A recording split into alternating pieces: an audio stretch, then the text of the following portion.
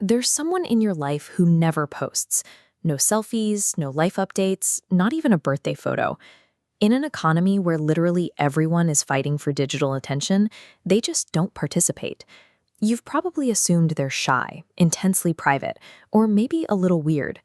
Psychology treats this silence as a specific window into how the human mind functions, and it suggests that the non-poster might understand the digital world better than the people building it. Opting out of digital sharing is an active, revealing psychological stance.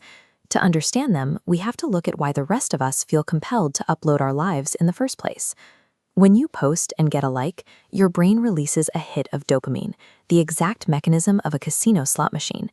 Your brain learns this loop, nudging you to share more personal content to secure that next reward. This is a successfully engineered biological reflex. The people who never post found the willpower to simply ignore it. The research points to a few specific reasons why these non-posters are immune to the trap.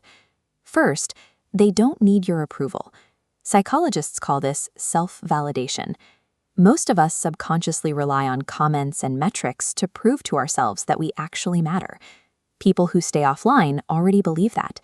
They aren't looking for external metrics as proof of their own existence. Possessing that internal anchor allows them to navigate a digital environment without being pulled into the constant search for external proof of their worth. Second, they avoid the anxiety engineered into the platforms themselves. Social media relies on social comparison theory.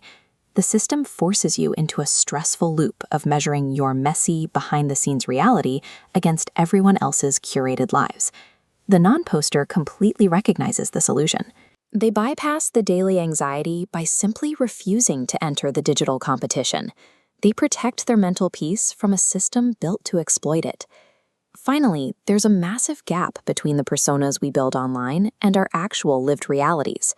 A personal brand or a digital highlight reel takes immense energy to maintain, and it requires an audience to exist. Non-posters have what psychologists call identity stability. They know what they value and who they are, and that identity remains intact even when the room is empty.